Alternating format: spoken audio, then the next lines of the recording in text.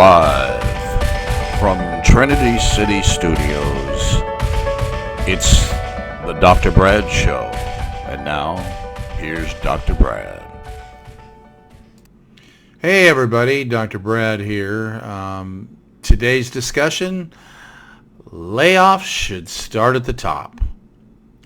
Wow, folks, I can't believe what I'm seeing. Yet I'm not a bit surprised now that there has been some economic instability due to the coronavirus. There are organizations that are engaged in the typical reactionary panic one could almost predict.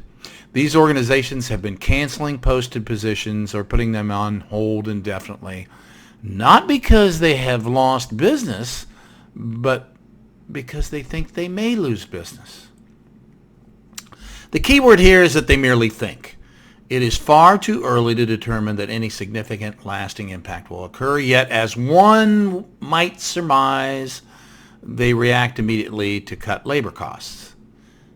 Many may ask, well, why is that not a prudent course of action? Well, the answer is that when you think there may be a downturn in the business, that is the time to continue hiring, not cut staff.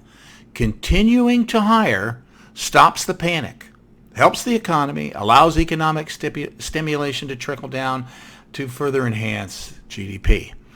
Further, folks, if an organization has to cut a $60,000 or $70,000 job to save money or keep their organization in the green, they are already in too much trouble to save.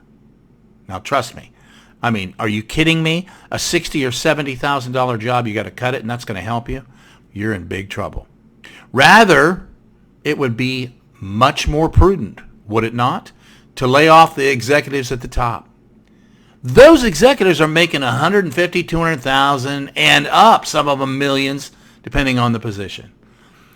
If you need to cut labor, that should be the first place you start. Now, I can hear the executives try to claim that they are critical to the organization and that's why they aren't laid off. Nonsense, folks. Nonsense, nonsense, nonsense. These people are politicians. They're handshakers and baby kissers. They got their lofty position because they have great political skills and have negotiated buddies and alliances that have allowed them to move up to executive positions. Hey, they aren't the sharpest minds. They are not smarter than others. In fact, almost none of them have terminal degrees. CEOs, for example, have friends on the board of directors. Those friends choose a CEO, as one might guess, knowing that the CEO will return the favor one day. This isn't rocket science, folks. It's the truest sense of the good old boy or good old girl networks. My premise is that cuts need to start at the top, in the C-suite, not at the bottom for low-paying jobs. It only makes sense to cut the largest costs first. Case in point, do you think if General Motors cut some VPs that they would not be able to function as an organization? Of course they would. It's ridiculous to think otherwise. Duties are merely spread to others. This is entitlement and executive difference personified, folks. Executives have used smoke and mirrors to fool staff into believing that they are the smartest and most critical employees in the organization, when the exact opposite is the truth.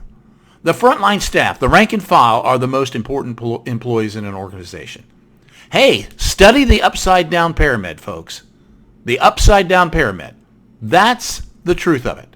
But once these people get to that level of position, they want to protect them and theirs. Protect your own. So stop believing their sleight of hand explanations as to why they don't cut in the C-suite. Thanks, folks. This is Dr. Brad.